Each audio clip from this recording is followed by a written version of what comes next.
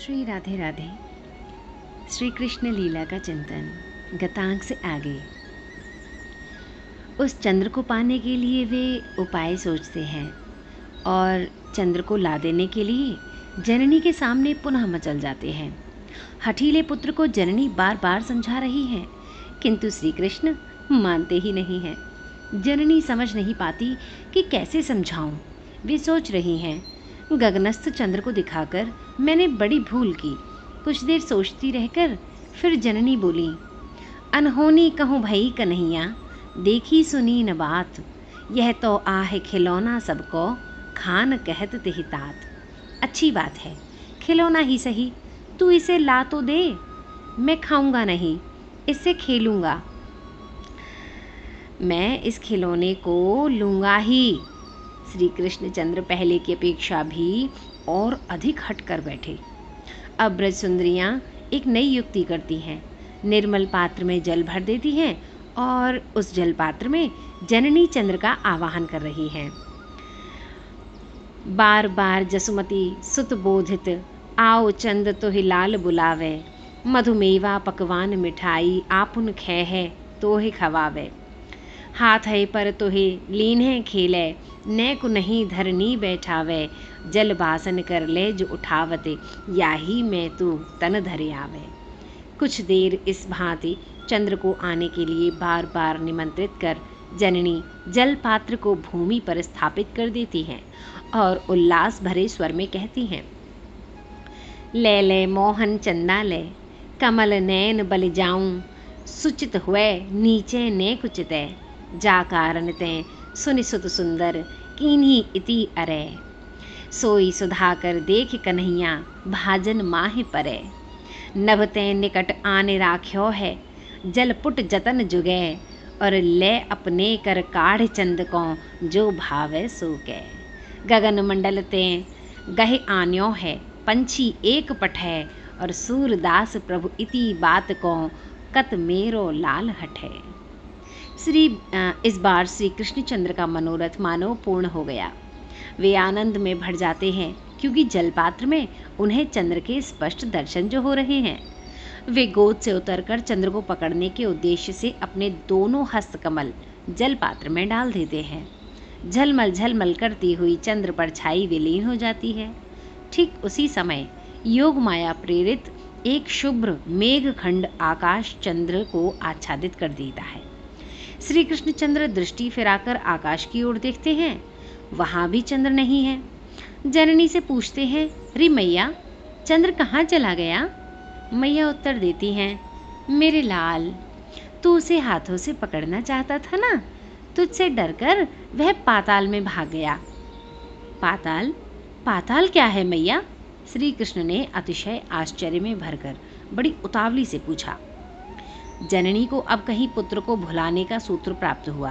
वे बोली, मेरे नीलमणि, पाताल की बड़ी सुंदर कथा है, चल तुझे पाताल की कथा सुनाऊं।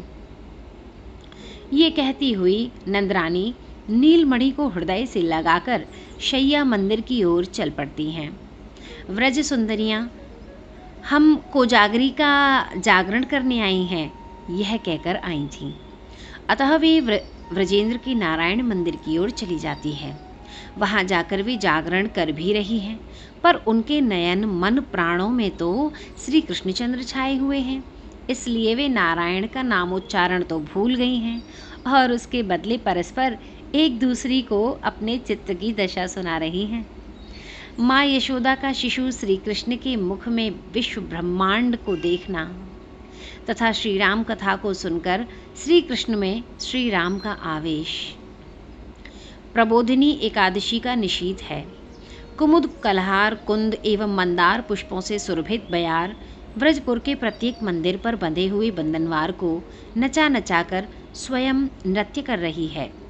इस समय व्रजपुर का प्रत्येक नारायण मंदिर घंटा नाद, शंख, मृदंग ध्वनि, हरि कीर्तन, गायन, नर्तन से मुखरित है। व्रजेंद्र के विष्णु मंदिर का तो कहना ही क्या है। व्रजेंद्र ने विविध उपचारों से अपने इष्टदेव नारायण की पूजा की, फिर समुज्वल घृत वर्तिका का प्रज्वलित कर नीराजन किया, पश्चात शारदीय कुसुमों की पुष्पांजलि समर्पित की।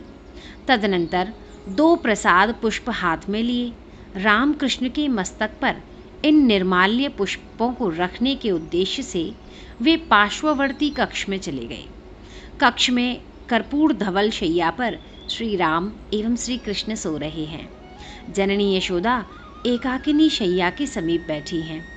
श्री रोहिणी तो अतिथियों की अभ्यर्थना में प्रबोधिनी उत्सव के आयोजन में लगी हैं। आज व्रजेश्वरी विमनासी हो रही हैं।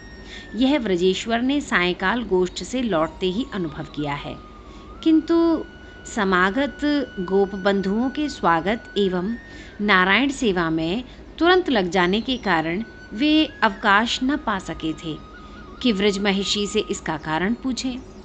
अब अवसर आया है। वे रामकृष्ण के कुंतल मंडित गौर श्याम भाल पर पुष्पों को रखकर कुछ क्षण अतृप्त नयनों से वह शोभा निहार कर व्रजरानी की ओर देखने लगते हैं। व्रजरानी इस समय विमना ही नहीं, अतिशय चंचल, विस्मित एवं उद्विग्न हो रही हैं।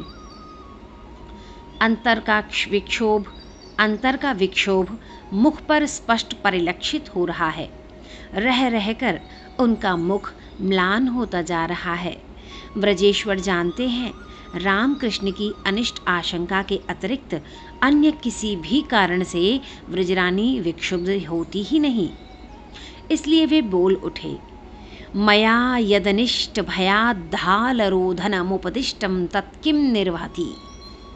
अर्थात व्रजरानी, बालकों का अनिष्ट होने के भय से मैंने जो इन्हें सर्वथा अंतर्गृह में ही रोक रखने का परामर्श दिया था, उसका परिपालन हो रहा है। तो विषण स्वर में व्रजरानी ने उत्तर दिया, निर्वहत्येव किंतु व्रथेति लक्ष्यते।